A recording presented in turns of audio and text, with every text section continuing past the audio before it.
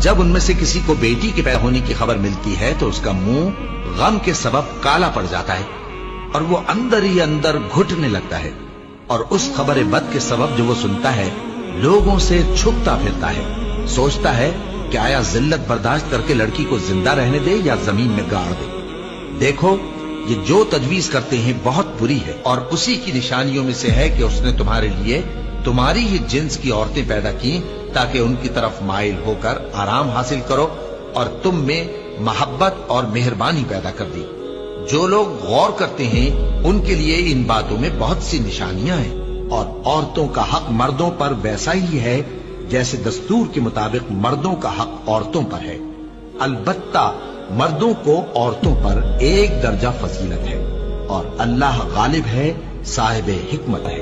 ऐ पैगंबर सल्लल्लाहु अलैहि वसल्लम, अपनी बीवियों और बेटियों और मुसलमानों की औरतों से कह दो कि बाहर निकला करें तो अपने चेहरों पर चादर लटकाकर घूंघट निकाल लिया करें। ये चीज उनके लिए मूजिब शनाख्त तो इम्तियाज होगी तो कोई उनको ईजा न देगा, और अल्लाह बख्शने वाला है, मेहरबान है। और किसी मोमिन मर्द और मोमिन औरत को हक नहीं है कि जब अल्लाह और उसका रसूल कोई बात तय कर दें तो वो उस काम में अपना भी कुछ इख्तियार समझे, और जो कोई अल्लाह और उसके रसूल की नाफरमानी करे वो बिल्कुल गुमराह हो गया। मुसलमानों, तुम्हारी औरतों में जो बदकारी का इर्तिकाब कर बैठी उन पर अपने लोगों में से 4 शख्सों की शहादत लो।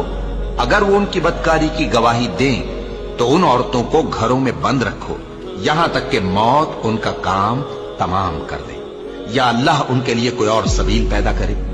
और जो 2 मर्द तुम में से बदकारी करें तो उनको ईजा दो, फिर अगर वो तौबा कर लें और नेकुकार हो जाएं तो उनका पीछा छोड़ दो। बेशक अल्लाह तौबा कबूल करने वाला है, मेहरबान है। और जिस चीज में अल्लाह ने तुम में से बाज को बाज पर फजीलत दी है उसकी तमन्ना मत करो।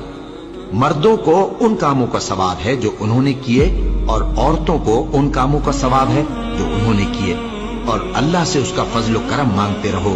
कुछ शक नहीं कि अल्लाह हर चीज से वाकिफ है। मर्द औरतों पर हाकिम है, इसलिए कि अल्लाह ने बाज को बाज से अफजल बनाया है, और इसलिए भी कि मर्द अपना माल खर्च करते हैं। तो जो नेक बीबियां हैं वो फर्माबरदार होती हैं, और उनके पीठ पीछे अल्लाह की हिफाजत में माल व आबरू की खबरदारी करती हैं।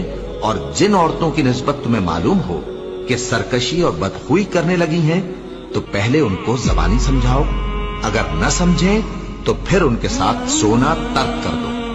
अगर उस पर भी बाज ना आए तो ज़दोकोब करो, फिर अगर तुम्हारा कहना मान लें तो फिर उनको ईजा देने का कोई बहाना मत ढूंढो।